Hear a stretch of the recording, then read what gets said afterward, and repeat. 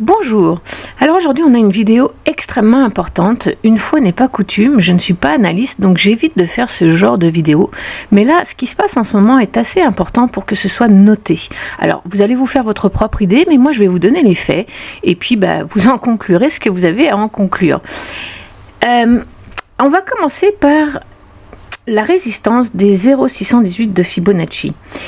Ça, c'est une résistance qu'on a à chaque cycle. Vous voyez, je l'ai mis depuis 2012 jusqu'à maintenant. Et à chaque fois qu'on passe cette résistance, donc c'est la boîte rouge, à chaque fois qu'on passe cette boîte rouge, comme vous pouvez le voir, on part immédiatement en montée parabolique. C'est ce qui ouvre le bull run. Alors, le bull run, officiellement, c'est quand on dépasse l'ancien ATH du dernier cycle. Ça, c'est l'ouverture officielle du bull run. Mais vous pensez bien qu'elle prend une source avant. Je veux dire, avant de dépasser l'ancien ATH, vous voyez comme ici, par exemple, on a déjà commencé une montée, d'accord? Et en fait, eh bien, c'est cette boîte rouge, donc cette résistance de 0,618 de Fibonacci, qui vraiment fait le top départ du bull run. Donc à chaque fois qu'on franchit cette boîte rouge, eh bien on part en montée parabolique. Alors on le voit un petit peu mieux sur cette image. Voilà. À chaque fois qu'on franchit cette ligne, eh bien boum, on part en montée parabolique à chaque fois pour chaque cycle. Sauf que qu'est-ce qui est différent cette fois-ci, c'est que premièrement on est bien en avance sur notre temps. Normalement on n'aurait pas dû franchir ça avant fin 2024. Donc là vous voyez on a plusieurs mois d'avance. Et alors la deuxième chose qui n'est jamais arrivée, c'est que vous voyez les traits jaunes, ça indique les halvings.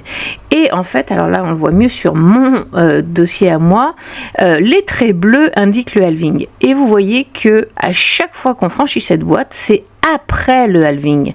Donc le premier cycle c'était à peu près un an après le halving. Au deuxième cycle c'était à peu près 270 jours après le halving. Au troisième cycle, c'était 189 jours, donc 6 mois après le halving. Sauf que là, comme vous pouvez le voir, on est déjà rendu dans cette boîte et le halving n'est pas encore passé puisqu'on l'attend au mois d'avril. Donc ça, eh bien, c'est quelque chose de nouveau et ça pourrait avoir un impact sur le cycle. Alors, une chose à la fois. Première chose, est-ce qu'on va dépasser cette boîte? Je n'en sais rien. Je n'ai pas de boule de cristal, je ne sais pas. Sauf que si jamais on la passe à la hausse, alors attention parce que jusqu'à présent c'est l'indication du départ du bull run. Ça veut dire que on va monter en montée parabolique. Voilà. Alors jusqu'où on peut aller, ça non plus je ne le sais pas, mais si on se fie à nos résistances et à nos canaux qui nous maintiennent, eh bien suivant combien de temps on va mettre pour faire ce bull run, eh bien on pourrait aller de 180 000 à bon là 400 000 ça fait un peu beaucoup, mais si on monte assez rapidement, on pourrait atteindre les 200 000 $ du Bitcoin assez rapidement. Alors, je ne sais pas si ça va arriver, hein. Je ne sais même pas si on va franchir la boîte rouge. Mais attention, c'est très important, c'est pour ça que j'ai fait cette vidéo, parce que vous devez comprendre que si on passe cette boîte rouge à la hausse et qu'on la valide, c'est-à-dire qu'on ne redescend pas en dessous, eh bien, c'est l'ouverture du bull run. Mais comme un bull run, normalement, ça dure à peu près un an. Environ, d'accord? Des fois c'est un petit peu moins, des fois c'est un peu plus, mais en partant sur un an, eh bien on serait très en avance parce que ça nous emmènerait à fin 2024, début 2025, au lieu de fin 2025. Vous comprenez que là on vient de raccourcir le cycle d'une manière exponentielle. Donc quel impact cela pourrait avoir? Eh bien ça pourrait raccourcir le cycle. Auquel cas, eh bien, on monte en montée parabolique et on va très très rapidement aller toucher nos bandes qui vont nous rejeter comme à chaque fois hein, et qui nous font partir en marché baissier. Soit peut-être que ça va traîner peut-être un peu plus longtemps, peut-être que la montée parabolique sera un petit peu moins parabolique et que ça peut traîner un peu plus et qu'on retomberait sur nos pattes. Ça, je ne sais pas, d'accord? Je ne suis pas analyste, encore une fois. Mais c'est très important que vous compreniez que au franchissement de cette boîte rouge, c'est le top départ. Donc il faut vraiment être avisé parce que si on monte en montée parabolique et que on se retrouve à 200 000 $ le Bitcoin en 2024, n'attendez pas 2025 pour vendre parce qu'il y a de fortes chances que le cycle soit raccourci. Vous comprenez ? Maintenant, c'est jamais arrivé. Je ne peux pas savoir ce qui va se produire. Mais vous pouvez aller voir les analyses sur Twitter de Gert Van Lagen. J'aime beaucoup ce qu'il fait. Il est assez original. Il mâche pas ses mots. J'aime bien ce qu'il fait. Et voilà. Donc, je vous conseille d'aller voir un peu son Twitter. Lui, il a fait une montée parabolique avant le halving. Alors, je ne sais pas si ça va aller aussi vite que ça, parce que le halving est quand même dans 2 mois. Donc ça me paraît quand même un peu court. Mais bon, en crypto, tout est possible. Voilà. Donc, eh bien, c'était important que vous sachiez ça.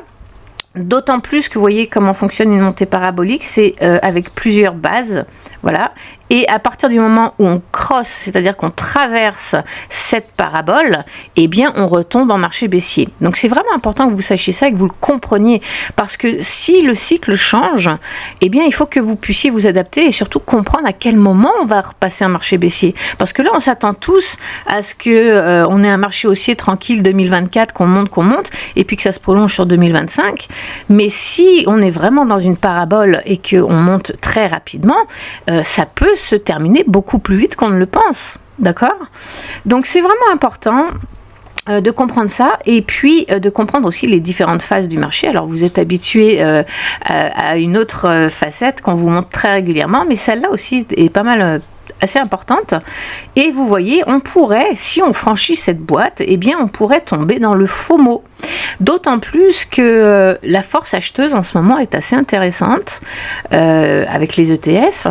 La presse commence à parler du Bitcoin en parlant de montée extraordinaire et compagnie. Donc ça va attirer du monde. Et puis c'est ça le principe du bull run. C'est à partir du moment où la masse, les médias de masse en parlent, ça attire la masse justement. Et c'est ce qui part. On part dans le FOMO, c'est-à-dire la peur de manquer où les gens achètent. Et c'est ce qui nous fait partir en parabole. Voilà. Donc, si on passe cette boîte rouge, on pourrait tomber directement dans le FOMO et ce qui emmènerait justement la parabole. Voilà. Je voulais juste vous montrer un dernier petit truc. On peut remarquer aussi que cette phase, alors attendez, voilà. Ça fonctionne toujours avec des volumes qui augmentent aussi. Vous voyez, à chaque fois qu'on a le petit cercle jaune, c'est-à-dire qu'on franchit la résistance, eh bien, on a des volumes qui augmentent. Alors là, on ne le voit pas très bien, c'est pas encore très clair. Si je zoome un peu, on voit que ça commence un petit peu à monter. Mais est-ce que c'est un fake ? Est-ce que c'est un fake-out ? Est-ce que c'est pour nous faire croire quelque chose ? Je ne sais pas. Les volumes sont quand même encore assez faibles au regard de tous les derniers cycles, mais on voit quand même qu'ils commencent un peu à remonter, voyez ? Donc, il faut vraiment être attentif à ça. Autre chose, vous pouvez le voir aussi, ça correspond toujours à une percée du RSI au-dessus des 80, où on reste justement pendant toute la montée de la parabole. Vous voyez, à chaque fois, je vous l'ai mis en vert, à chaque fois, eh bien, ça correspond à ça. Et là, on est aligné aussi. Vous voyez qu'on vient de dépasser les 80 de RSI. Et eh bien, du coup, il faut surveiller ça. Est-ce qu'on reste en haut et qu'on part en parabole ? Je ne sais pas. Mais c'était très important que je vous l'explique. Voilà. Alors sur ce, écoutez, moi je vous invite à vous documenter là-dessus, à rester très attentif. Si on part en bull run directement, faites attention, ça pourrait éventuellement raccourcir le cycle, ne vous faites pas avoir. Je vous tiendrai informé de toute manière, même si c'est pas mon métier, mais des choses comme ça qui sont aussi importantes, c'est assez facile à repérer finalement. Donc faites attention à vous. En tout cas, si on passe la boîte rouge, c'est plus du tout le temps d'acheter, mais alors vraiment pas, c'est le temps de holder, donc d'attendre et de prendre des profits pendant toute la montée parabolique. Et rappelez-vous, à partir du moment où on casse la parabole, qu'on passe de l'autre côté, normalement, on est censé repartir en marché baissier. Donc faites bien attention à ça, documentez-vous, allez sur Twitter, il y a énormément d'informations là-dessus, regardez des analystes dont c'est le métier. Et moi, je vous dis à très vite dans une prochaine vidéo. Et j'allais oublier le principal. S'il vous plaît, pour m'encourager, n'oubliez pas de vous abonner à cette chaîne. N'oubliez pas de liker et de commenter. Et surtout de partager cette vidéo parce que c'est une vidéo extrêmement importante. Ça change la donne. On est en train de vivre quelque chose qu'on n'a jamais vécu historiquement parlant et qui est très très en avance. Voilà. Alors sur ce, très bonne journée à tous et à bientôt. Bye.